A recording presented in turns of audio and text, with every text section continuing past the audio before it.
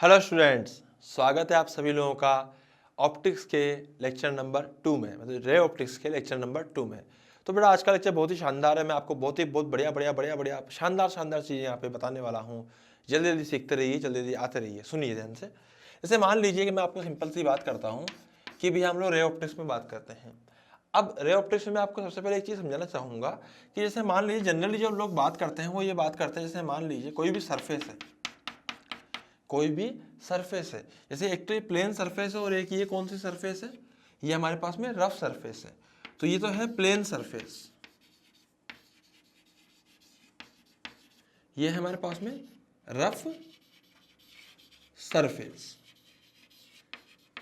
तो बड़ा जनरली होता क्या है ना कि रफ सरफेस और प्लेन सरफेस जो है वो सरफेस के अलावा लाइट पर भी डिपेंड करता है कि भैया किस तरह की लाइट आ रही है या कौन सी वहां पे लाइट गिर रही है। सर कैसे? तो एक मेरी बात समझना, ये प्लेन सरफेस है, ये सरफेस प्लेन नहीं है। ये जो लाइट आ रही है ना, ये जो लाइट आ रही है, अगर इसके वेवलेंथ के सामने इसका जो, जैसे मान लीजिए सर प्लेन क्या होता है, जैसे जैसे ग्लास की बात करूं तो ग्लास प्लेन होता है। बट जैसे मान ली कि मैं टाइल्स की बात करूं, टाइल्स प्लेन होती है, पर मार्बल भी तो प्लेन होता है यार। जो मार्बल होता है घरों के अंदर, उसको बढ़िया पॉलिश करा हुआ है, वो भी प्लेन है। बट अगर मैं और आगे बात करूं, जैसे मान लो कि पत्थर है, पत्थर अब वो बहुत ज़्यादा प्लेन तो नहीं है, पर हाँ प्लेन है। तो बेटा प्लेन जो है वो अपने आप में एक रिलेटिव टर्म हो जाता है। हो सकता है कि जो मार्बल है, अगर तुम उसको जूम कर करके अंदर तक देखो तो तुम्हें उसके अंदर कई सारी इम्प्योर, मतलब इस तरह के इम्परफेक्शंस नजर आएंगे, छोटे छोटे से। आई मेरी बात समझ में?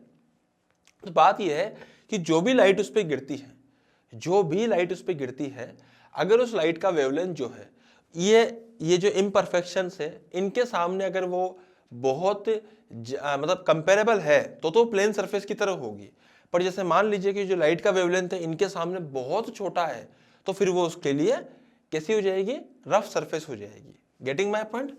तो ये प्लेन सरफेस नहीं होगी, मतलब ये प्लेन सरफेस नहीं है। जैसे इसे पैरेलल लाइट अगर आती है यहाँ पे तो कुछ ऐसे जाती है, कोई इधर जाएगी, कोई इधर जाएगी, कोई ऐसे चली जाएगी, मतलब अलग अलग डायरेक्शन में चली जाएंगी। बट इसमें अगर आती है तो सारी की सारी पैरेलल आती है, तो पैरेलल ही वापस जाएंगी।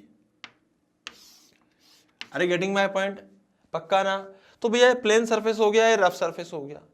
अब मैं आपके सामने एक और बात करता हूं भैया, तो प्लेन सरफेस पे रिफ्लेक्शन हुआ है, प्लेन सरफेस पे, ये रफ सरफेस पे रिफ्लेक्शन हुआ है।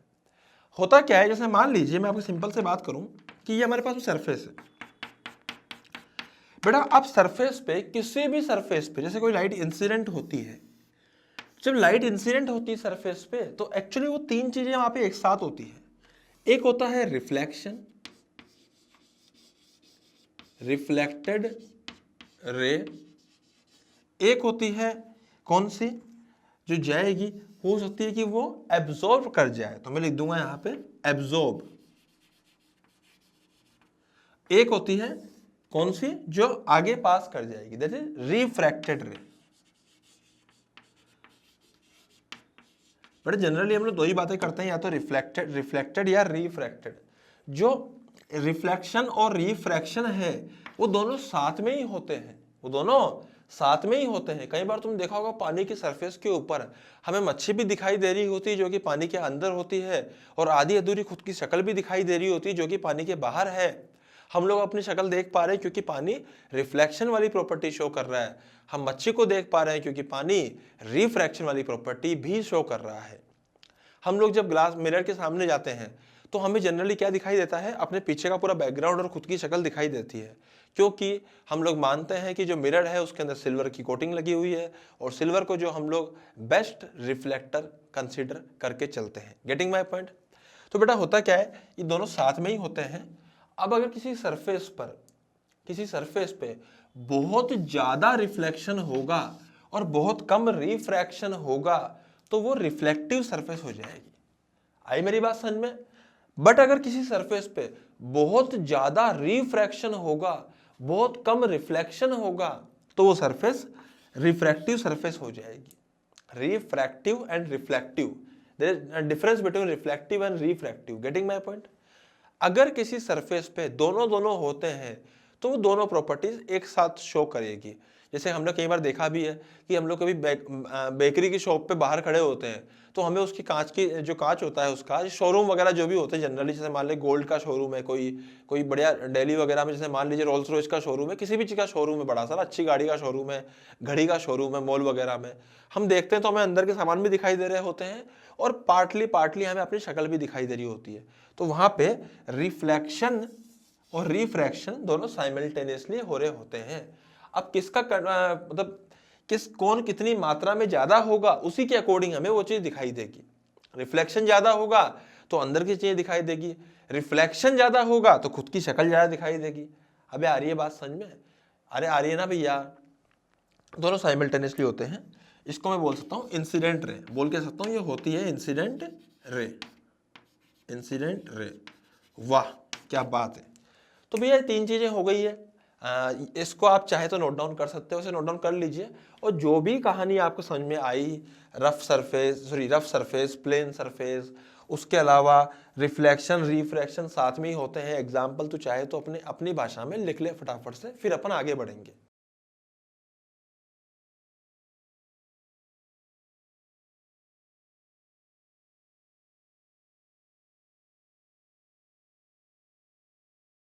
हाँ जी, बड़ा समझना बात को। मैं आपको क्या समझा रहा हूँ यहाँ पे, जैसे मान लीजिए अब मैं सरफेस की बात करता हूँ, कोई भी सरफेस है, चाहे रफ हो चाहे प्लेन हो, मैं ऐसी बात नहीं कर रहा हूँ, मैं सिर्फ नॉर्मल बात बता रहा हूँ आपको। कोई भी सरफेस है, उस सरफेस पे अगर कोई लाइट गिरती है,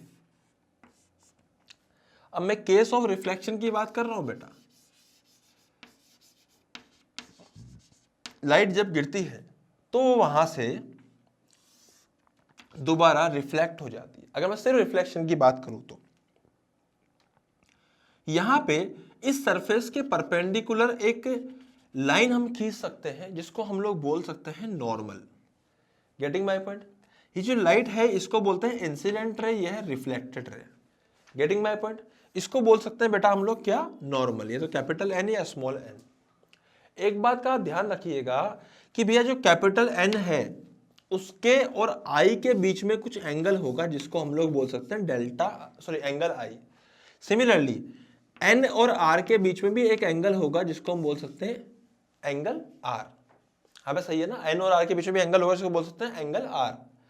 बेटा इसको बोलते हैं, ये जो एंगल होता है ना एंगल आई, मतलब ये इंसिडेंट रे और नॉर्मल रे के बीच का एंगल है, इसको बोलते हैं एंगल ऑफ, इसको क्या बोलते हैं? Angle of incidence. अबे सही है। सिमिलरली ये वाला एंगल होगा डेल्टा, ये सॉरी डेल्टा क्या है, एंगल आर, इसको क्या बोलते हैं? Angle of reflection. अबे सही है। इसको बोलते हैं एंगल ऑफ इंसिडेंस, इसको बोलते हैं एंगल ऑफ रिफ्लेक्शन। तो आई है, ये आर है, और ये सब चीज हम लोगों ने यहाँ पे लिख दी है, ठीक है। अब यहाँ पे दो लॉ आते हैं इसको लेकर, तो उनको हम लोग क्या बोलते हैं? Laws of reflection. तो बता देता हूं मैं आपको, जल्दी ध्यान सुनिए। इधर देखिए बेटा, यहां मैं लिख रहा हूं लॉज ऑफ रिफ्लेक्शन। हाँ भैया, रिफ्लेक्शन के क्या क्या लॉ है, तो लॉज की बात करते हैं हम लोग। पहला जो लॉ है, लॉ ऑफ रिफ्लेक्शन है, वो है एंगल आई बराबर एंगल आर। मतलब कहने का मतलब यह है कि जो इंसिडेंट एंगल है और रिफ्लेक्टेड एंगल दोनों बराबर होते हैं। This is the first law, first law है ये। अब इसको किताबों में वो लोग अपनी अपनी भाषा में लिखे होते हैं, तुम चाहो तो भाषा में लिख दो, तुम चाहो तो सीधा लिख दो, बात कोई फर्क पड़ेगा नहीं। हाँ, अगर आप लोग बोर्ड के बच्चे हो, आप लोग एंथ्यूज के बच्चे हो, जो बच्चा आप लोग एंथ्यूज का एग्जाम देने वाला है, मतलब सॉरी एंथ्यूज का नहीं, बोर्ड का एग्जाम देने वाला है 12th के, उनके लिए अगर उन्होंने ऐसे लिख दिया तो भैया आपके नंबर 5 की जगह आपको 1 मिलेगा, या हो सकता है 1 भी ना दे। भाई साहब आपको पूरी लैंग्वेज लिखनी पड़ेगी। मैं सिर्फ कंपटीशन के लिए बोल रहा हूँ, कंपटीशन वाले बच्चों के लिए, कि आपको समझने के लिए आप ये समझ सकते हो कि आई बराबर आर होता है। बाकी बोर्ड वाले बच्चे इसको प्रॉपर वे में, जैसे किताबों में लिखा होता है वैसी की वैसी डेफिनेशन उनको लिखनी पड़ेगी, वैसे वैसे लॉ लिखना पड़ेगा as it is statement of the law. आई मेरी बात समझ में? सेकंड स्टेटमेंट क्या है? स्टेटमेंट क्या, सेकंड समरी क्या है लॉ की? सेकंड लॉ मतलब देखा जाए तो उनका कहने का मतलब यह है कि इंसिडेंट रे रिफ्लेक्टेड रे, अबे दो रे हो गई ना, एक इंसिडेंट रे हो गई, एक रिफ्लेक्टेड रे हो गई, और तीसरी चीज है नॉर्मल। ऑल, सबके सब, all lie in the same plane. बेटा सब सेम प्लेन में लाई करते हैं। सेम प्लेन बोले तो जैसे लाइट अगर ऐसे आ रही है कच कच कच कच कच कच कच कच कच कच कच कच, तो भैया ये जो प्लेन है बोर्ड का प्लेन है, तो लाइट अगर नॉर्मल है तो इसमें ही जाएगी। अब मेरी बात समझ में आ रही है आप लोगों को? जैसे मैंने ऐसा डायग्राम बना दिया, तो भैया जिसमें आई है इसको हम बोल सकते हैं क्या? Incident ray. इसको बोल सकते हैं रिफ्लेक्टेड रे। ये हो गया अपना normal. This angle will be equal to this angle. अबे आ रहा है?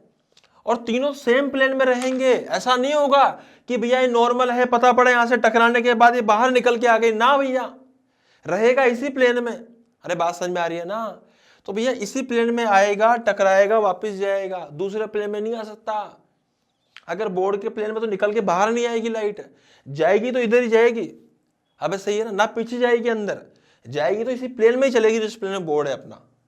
तो ये सेकंड लॉ था कि incident ray, reflected ray and कौन से normal, all lie in the same plane. Getting my point? मतलब मैं यहाँ पे कह सकता हूं कि हम लोगों को अगर मान लीजिए आई दे रखा हो, हम लोगों को अगर आई दे रखा हो तो हम आसानी से आर भी निकाल सकते हैं, क्योंकि आई ही आर के बराबर होता है। इसमें कौन सी बड़ी बात थी सर? हाँ बेटा, इसमें कोई बड़ी बात नहीं थी। Getting my point? लेकिन हम लोग ये भी कर सकते हैं कि अगर मान लीजिए this angle is alpha, then we can easily find the value of alpha from here, and alpha will be equals to pi by 2। जो पाई बाय 2 है वो नॉर्मल और इस सरफेस के बीच का एंगल है, और नॉर्मल और सरफेस के बीच में हमेशा 90 डिग्री एंगल रहेगा। तो 90 डिग्री कर दिया अपन ने नॉर्मल के बीच का एंगल, तो 90 में से अगर r माइनस कर दोगे तो क्या बचेगा? अल्फा। अबे आ रहा है समझ में? r क्या है? ये एंगल है, माइनस कर दोगे तो अल्फा बचेगा। सिमिलरली अगर मान लीजिए इसको हमने मान लिया बीटा, तो बेटा बीटा के केस में क्या हो जाएगा? बेटा बराबर again pi by 2 minus delta आई। अब सही है ना? और हम जानते हैं कि डेल्टा आई तो डेल्टा आर के बराबर है, ये हमको पता है। तो what I can say alpha is equal to beta, alpha is equal to beta. तो यहां से ये केस भी हो जाएगा। हालांकि मैंने ऐसे ही गणित लगा दी, बाकी मेन काम क्या है हमारा? दो लॉ को समझना है। पहला लॉ कौन सा है? इंसिडेंट और एंगल ऑफ इंसिडेंस और एंगल ऑफ रिफ्लेक्शन बराबर होते हैं। दूसरा है incident ray, reflected ray and normal all lie in the same plane. Getting my point? तो बेटा आप इसको नोट डाउन कर सकते हो पूरे को अच्छे तरीके से। उसके बाद फिर हम लोग आप फटाफट नोट डाउन कीजिए, फिर हम लोग आगे बढ़ते हैं। जल्दी से नोट डाउन कीजिए बेटा, इसको भी नोट डाउन कर लीजिएगा। पहले आपका अभी वो रह गया होगा, पहले आप उसको नोट डाउन कीजिए, फिर आप इसको नोट डाउन कीजिए, ठीक है?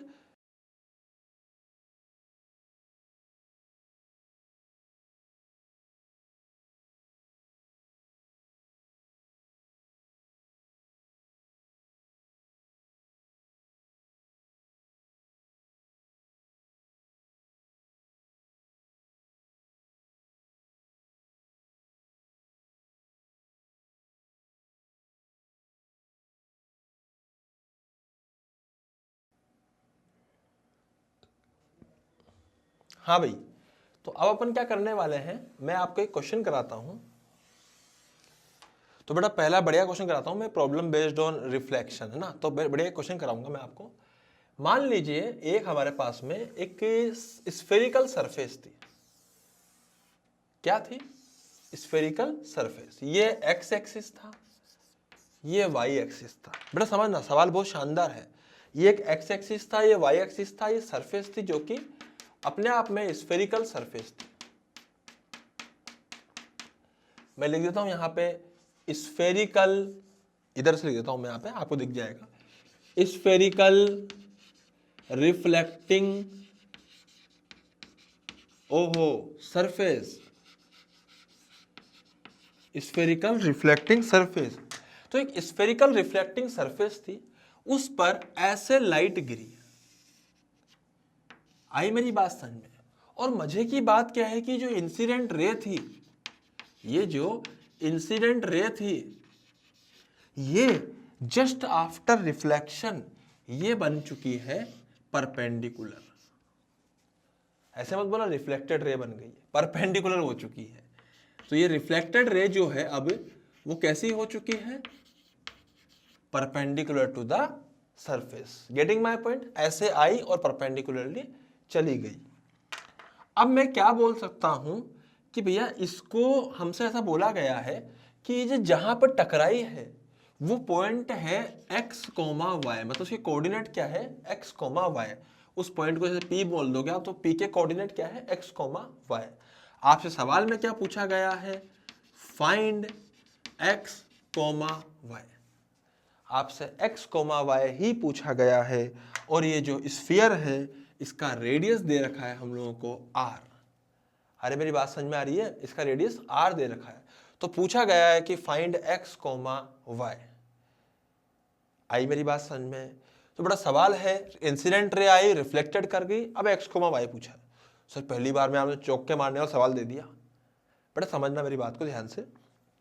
इसमें हो क्या रहा है, इसमें एक्चुअली हो कुछ, इसमें खेल हो रहा है। खेल क्या है, अगर तुम इसको यहां से कनेक्ट करोगे ऐसे, तो जैसे ही तुम इसको ऐसे ऐसे ऐसे ऐसे ऐसे ऐसे, ऐसे कनेक्ट करोगे, ये तो हो गया r, तो भैया ऐसे ऐसे कर करके निकल जाएगा बाहर। अब सर यहाँ पे खेल है। खेल क्या है कि जो रेडियस होता है वो परपेंडिकुलर होता है स्फीयर के। अब सही है ना? और जो परपेंडिकुलर लाइन होती है स्फीयर के वो ही नॉर्मल होगी, क्योंकि सरफेस के परपेंडिकुलर तो नॉर्मली तो होता है यार। अबे आ रहा है ना? पक्का है ना?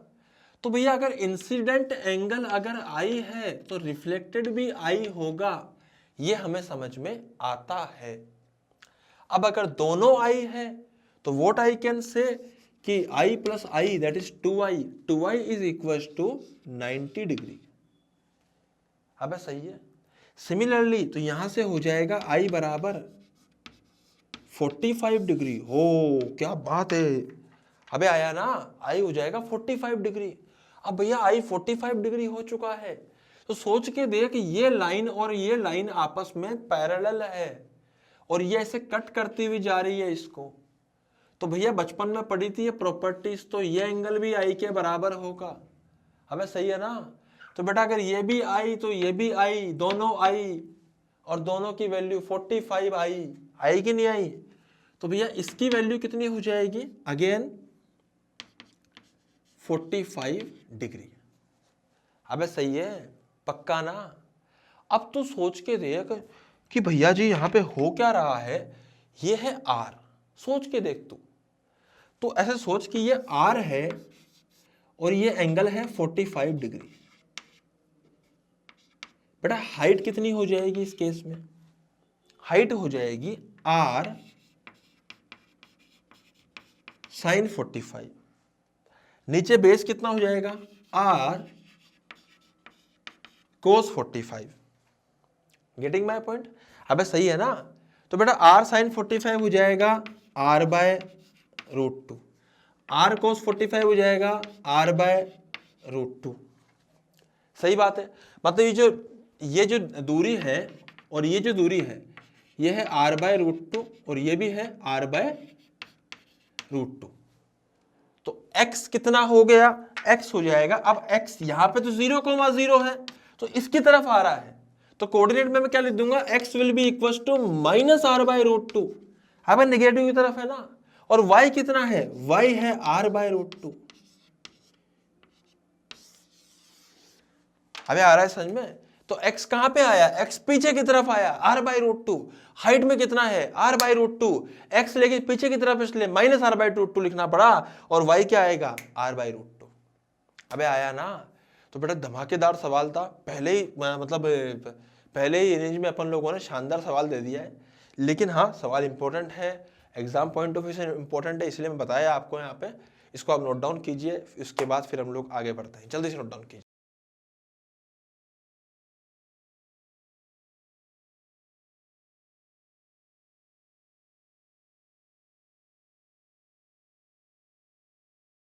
हाँ भाई, तो बेटा इसी में आपको मैं एक और सवाल कराता हूँ, बहुत ही प्यारा सवाल है, बहुत ही शानदार जबरदस्त।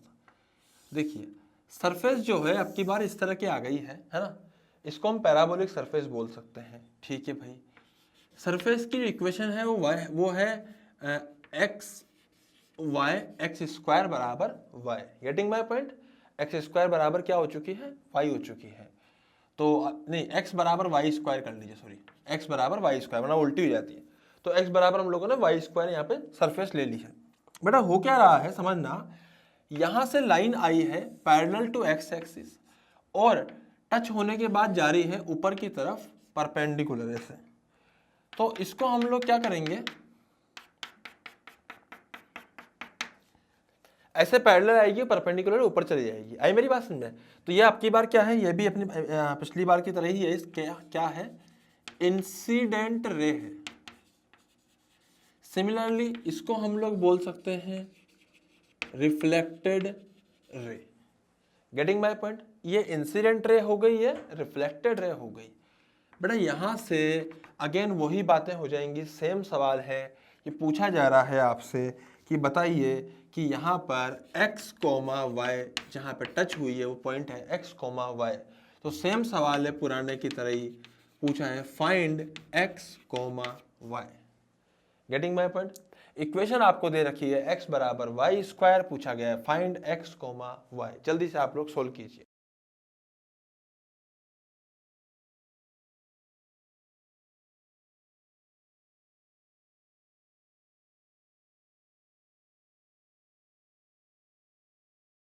हाँ जी, तो बड़ा कैसे ट्राई किया आप लोगों ने, देखिए यहाँ पे इंसिडेंट रे है, रिफ्लेक्टेड रे ऊपर की तरफ चली गई है, पूछा गया है एक्स कोमा वाई। तो भाई हमें करना क्या है, मेरी बात ध्यान समझिएगा। सबसे पहले हम लोग ये कर सकते हैं यहाँ पे कि भाई सबसे पहले हम लोग क्या करें, जैसे लिखा हुआ क्या है एक्स बराबर वाई स्क्वायर। तो बेटा इसको डिफ्रेंशिएट कर दीजिए, तो कितना आएगा, इधर आएगा dx, इधर आएगा 2y dy। Getting my point? तो सॉल्व करने पर यहां से क्या आएगा, यहां पर आएगा dy बाय dx बराबर 1/2y। अबे सही है ना, dy बाय dx बराबर क्या आ गया, 1/2y। ये बात तुमको समझ में आती है ना? अरे बोलो ना भैया, डिफरेंशिएट कर दिया मैंने इसको, तो डिफरेंशिएट करने पे ये आ गया है। सर डिफरेंशिएट करने से क्या होता है बेटा, ये जो आया है ना इसको बोलते हैं स्लोप। अबे सही है ना, इसको क्या बोलते हैं, स्लोप। और इस पॉइंट पर जो स्लोप होगा वो कुछ इस तरह से होगा कि हम कह सकते हैं कि भैया ऐसे यहां पे स्लोप होगा। ये स्लोप कितना एंगल बनाएगा, जैसे मान लीजिए थीटा एंगल बना रहा है, तो जो टेन थीटा जो होगा ना, यहां से जो टेन थीटा आएगा, ये टेन थीटा किसके बराबर आएगा, यही टेन थीटा हमारा dy बाई dx के बराबर आएगा। और यही dy बाई dx 1/2y के बराबर है। अबे आ रहा है ना, इसका मतलब व्हाट आई कैन से कि tan theta will be equal to 1/2y। ठीक है ना? तो भैया हम लोग क्या कह सकते हैं, यहाँ मेरी बात ध्यान समझना, जैसे परपेंडिकुलर जा रहा है तो अगेन वही नॉर्मल है, तो ये 45 डिग्री एंगल बनाएगा क्योंकि दोनों एंगल बराबर होते हैं, और ये भी 45 डिग्री एंगल ही बनाएगा। अबे सही है, अगर दोनों 45, अगर ये 45 हो गया तो बेटा ये वाला एंगल जो है वो भी 45 हो जाएगा, और ऑल्टरनेट अपोजिट एंगल तो ये भी हो जाएगा 45 डिग्री, थीटा इक्वल टू।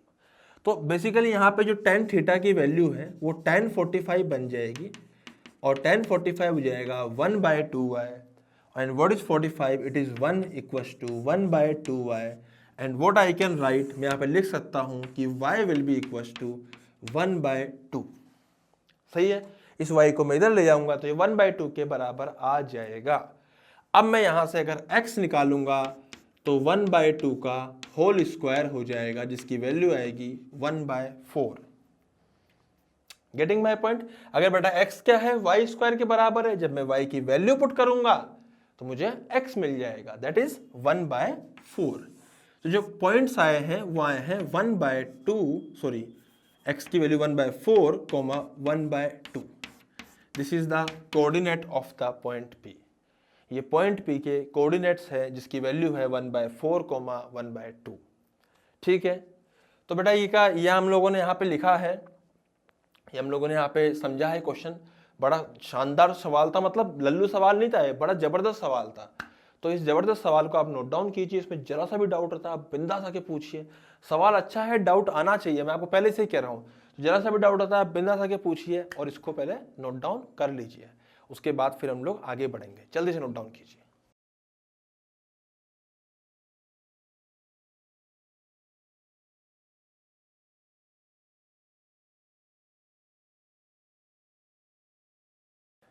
हाँ जी, तो बेटा रिफ्लेक्शन बेस्ड क्वेश्चंस तो हो चुके हैं।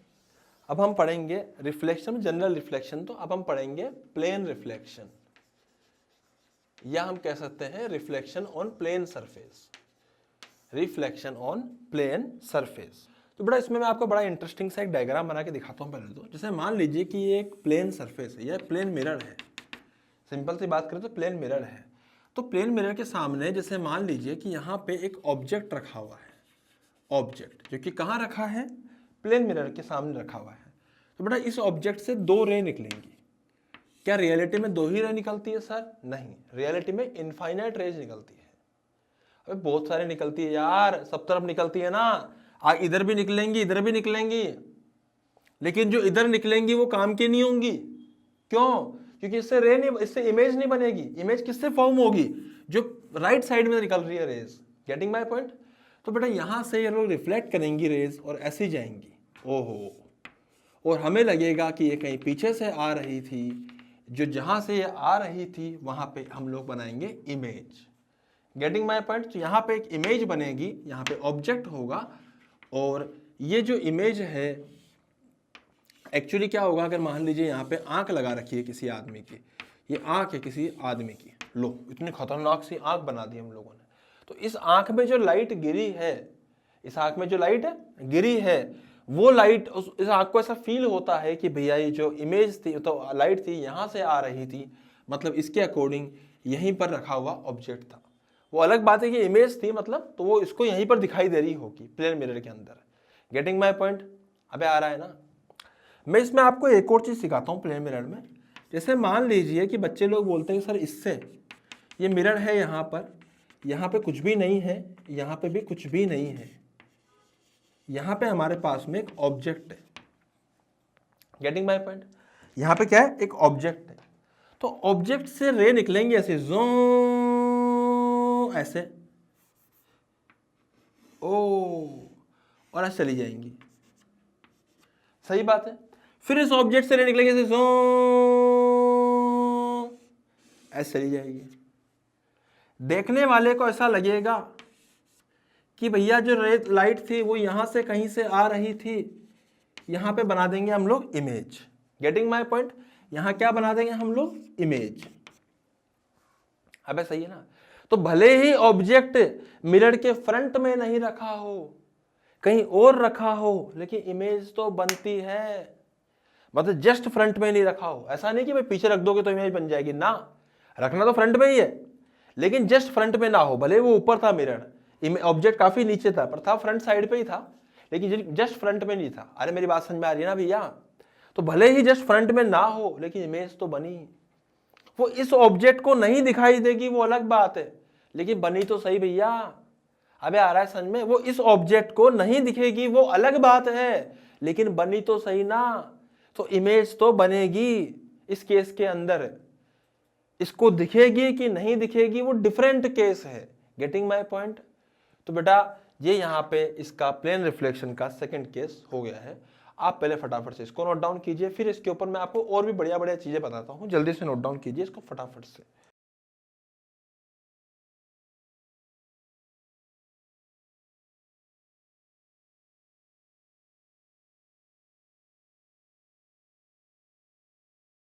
हाँ जी, तो देखिए,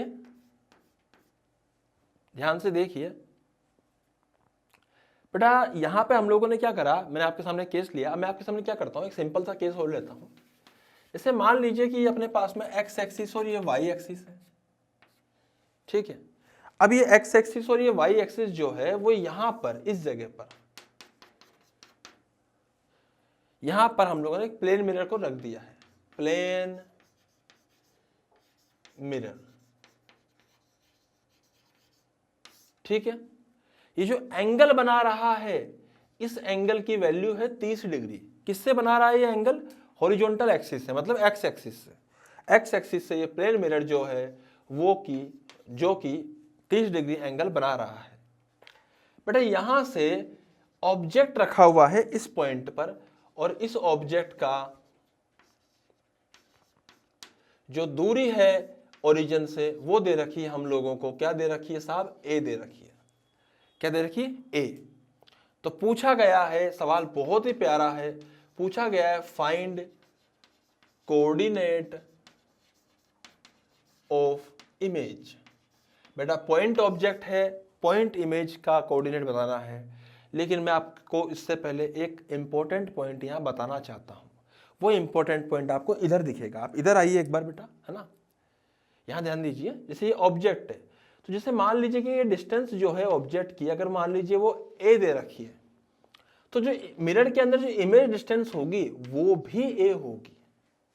अरे आ रही है बात समझ में? उसके अलावा मेरी बात ध्यान समझिएगा, जैसे मान ये दोनों, ये जो लाइन है दोनों में कॉमन है, हाँ सर। दोनों में 90 डिग्री एंगल है, हाँ सर। तो बेटा ये ट्राइंगल है और ये ट्राइंगल आपस में कॉन्ग्रेंट होंगे, इसके सारे आइटम के बराबर होंगे। मतलब ये एंगल इसके बराबर, ये एंगल इसके बराबर, ये इसके बराबर, लाइनें बराबर आपस में। अरे आ रही है बात समझ में?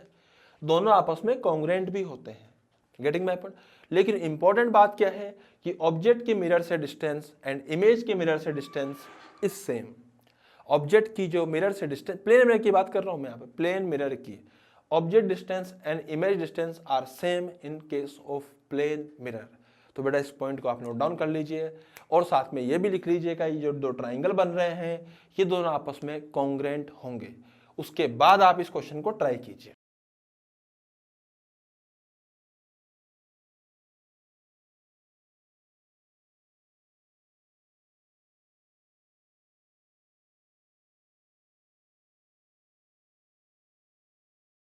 हाँ जी, तो फाइंड कोऑर्डिनेट ऑफ इमेज की बात करी है ना, मतलब फाइंड कोऑर्डिनेट ऑफ इमेज पूछा है। तो ये लोग क्या क्या रहे हैं तो समझना, 30 डिग्री पर है। अब मैं आपको सिंपल भाषा में समझाऊंगा। ऑब्जेक्ट यहाँ पे रखा हुआ है। अब जनरली बता बच्चे क्या करते हैं, बच्चे सबसे पहले ये डिस्टेंस निकालते हैं। जनरली जो बच्चे करते हैं मैं आपको बता रहा हूँ, परपेंडिकुलर होगी डिस्टेंस, हाँ भाई, तो वो ट्रिग्नोमेट्री आगे ये निकालते हैं। उसके बाद कहते हैं जो इमेज बनेगी ना यार वो यहाँ से इतनी डिस्टेंस पे बनेगी यहाँ पर। बात तो सही है यार, बिल्कुल सही बात है, इमेज बिल्कुल यही बनेगी, कोई इसमें बुराई वाली बात नहीं है। लेकिन भैया यह डिस्टेंस कवर करोगे, ये कैलकुलेट करोगे, फिर ये कैलकुलेट करोगे, बहुत हेक्टिक सा हो जाएगा, सोचने में नहीं आ रहा सही बताऊं तो।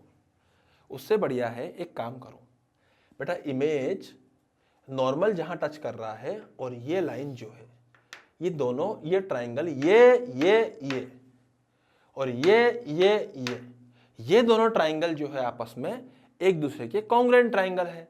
इसका मतलब ये भी 90, ये भी 90। अबे आया ना, ये x कोमा y।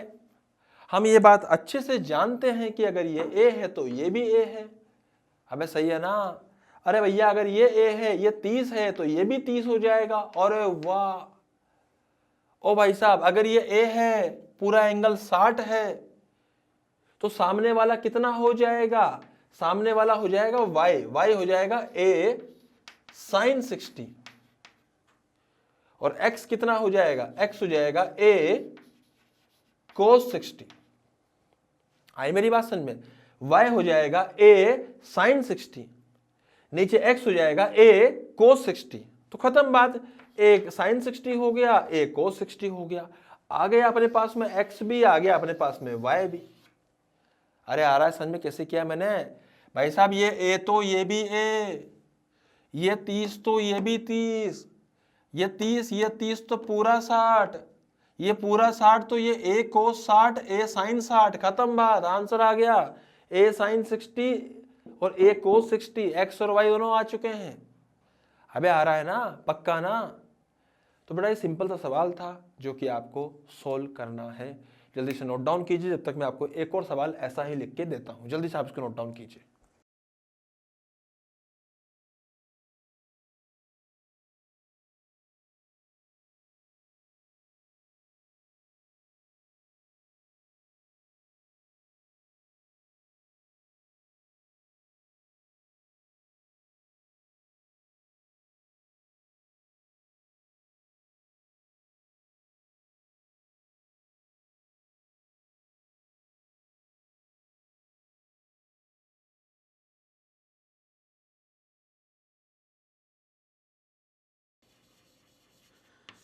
देखो यहाँ पे ऑब्जेक्ट रखा है, ये डिस्टेंस है, ये 10 सेंटीमीटर है। वाह, शानदार, जोरदार, ज़बरदस्त। पूछा है same question, find coordinates of image. वाह वाह, इमेज की कोऑर्डिनेट जल्दी से फाइंड कीजिए। सेम सवाल, 37/2 डिग्री दे रखा है, मतलब 37/2 डिग्री एंगल दे रखा है और ये 10 सेंटीमीटर की दूरी दे रखी है। फटाफट से सोल्व कीजिए जल्दी से।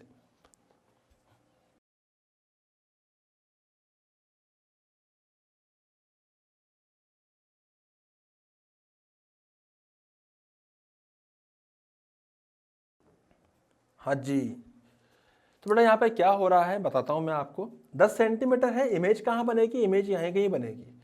यहाँ इमेज बनेगी, उसके x, y कोऑर्डिनेट होंगे। ये जो डिस्टेंस होगी ये भी 10 सेंटीमीटर होगी। अबे ये परपेंडिकुलर होगा, ये परपेंडिकुलर होगा।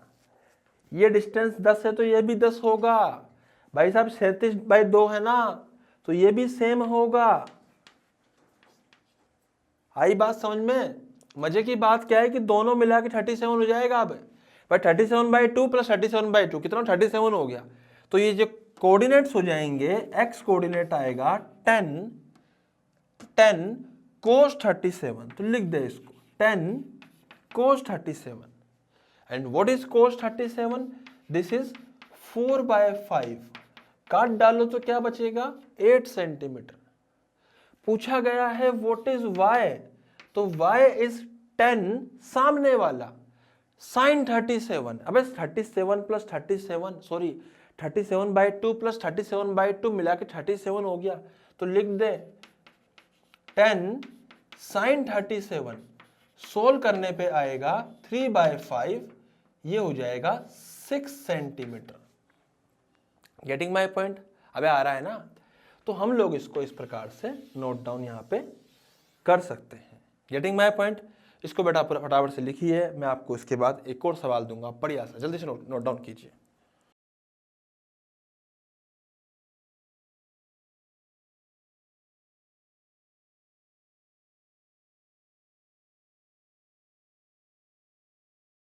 हाँ जी, मान लीजिए आपको ऐसा सवाल एक और दिया जाए कि इस प्रकार का आपको सवाल दिया गया है।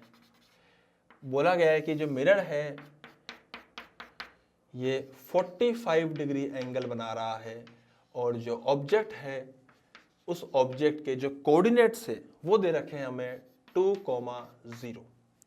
कितने? 2,0। तो पूछा गया है कि फाइंड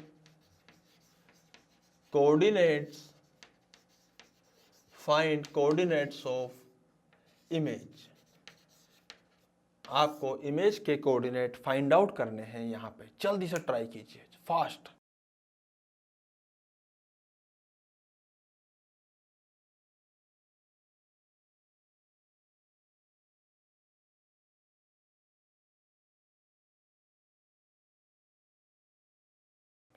बेटा find coordinates of image, simple सा सवाल है। ऑब्जेक्ट यहां पे रखा हुआ है, इमेज के कोऑर्डिनेट फाइंड आउट करने हैं हम लोगों को। अभी देखिए 45 डिग्री है तो अभी तो 45 ही होगा। अबे इसका मतलब तो इमेज कहां आ गई? वाई एक्सिस पे आ गई ना। नहीं आया समझ में? अबे ऑब्जेक्ट कौन से एक्सिस पे था? एक्स पे। 45 डिग्री पे मिरर था तो 45 और जोड़ ले, 90 डिग्री पे इमेज आएगी। अबे सही है ना? तो 90 डिग्री पे अगर आएगी तो वाई एक्सिस पे आ गई। तो वाई एक्सिस पे कितनी दूरी पे आएगी? अगर ये दूरी 2 सेंटीमीटर है तो बेचारी वो दूरी भी 2 सेंटीमीटर होगी और जो कोऑर्डिनेट होगा वो डायरेक्टली लिख देंगे 0,2, क्योंकि वाई एक्सिस पर 2 सेंटीमीटर दूरी पर इमेज का कोऑर्डिनेट 0,2 ही आएगा। ये हमें अच्छे से पता है। आई मेरी बात समझ में? क्यों 0,2 ही आएगा? बे आ रहा है ना यार। भाई साहब 2 ये है तो 2 ऊपर जाएगा और वाई एक्सिस पे 2 ऊपर जाओगे तो सिर्फ वाई तो आएगा, 2 एक्स तो आएगा ही नहीं यार उस पे। सही है ना? सिमिलरली मैं आपको यहां पर एक और सवाल देता हूं, देखिए ध्यान से। इसी प्रकार का एक सवाल है ना? जल्दी से देखिए फटाफट से। मान लीजिए बेटा हम लोगों को ऐसे दिया हुआ है और इस बार ऐसे मिरर दे दिया है। बोला गया है कि जो ऑब्जेक्ट है वो यहां पे रखा हुआ है, ऑब्जेक्ट 2,0 पे, ठीक है, 2,0 पे रखा हुआ है। और जो 2,0 नहीं, इसको कर दो 4,0 पे। अगेन ये 45 डिग्री पे रखा है। पूछा है फाइंड, मैं यहां पे लिख देता हूं सवाल, find coordinate of image, image की कोऑर्डिनेट बताइए। तो भैया ऑप्शन में आपको दे रहा हूं, ऑप्शन ए है 0,2, ऑप्शन बी है 4,0, ऑप्शन सी है 0,4, ऑप्शन डी है मुझे नहीं, मतलब नन ऑफ दिस, हिंदी में बोल दिया था नन ऑफ दिस, ठीक है। तो फटाफट से सॉल्व कीजिए, बताइए जल्दी से कैसा होगा, जल्दी से।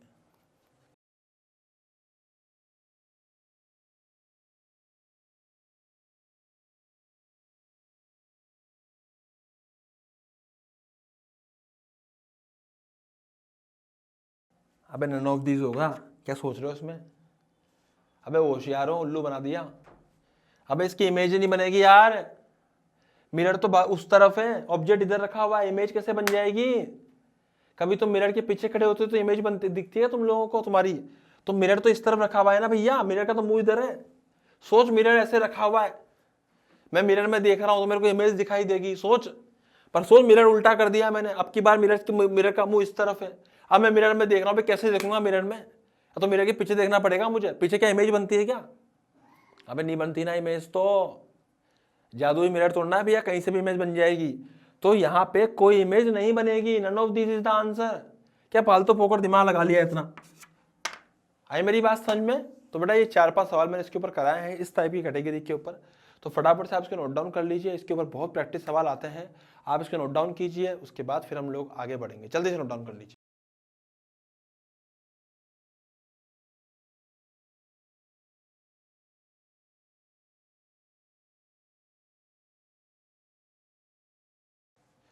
हाँ बेटा, तो आज के लेक्चर को फिर अपन यही समाप्त करते हैं, क्योंकि फिर लेक्चर की लेंथ बहुत ज़्यादा चली जाएगी। तो आज के लेक्चर को अपन यही समाप्त करते हैं, मिलते हैं नेक्स्ट लेक्चर के अंदर। प्लेन मिरर के अंदर और भी जबरदस्त जोरदार सवाल अपन लोग नेक्स्ट लेक्चर के अंदर करेंगे। तो मिलते रहिए, आते रहिए, सीखते रहिए, समझते रहिए, सोचते रहिए। हैप्पी लर्निंग, और आते रहिए, सीखते रहिए। Thank you so much.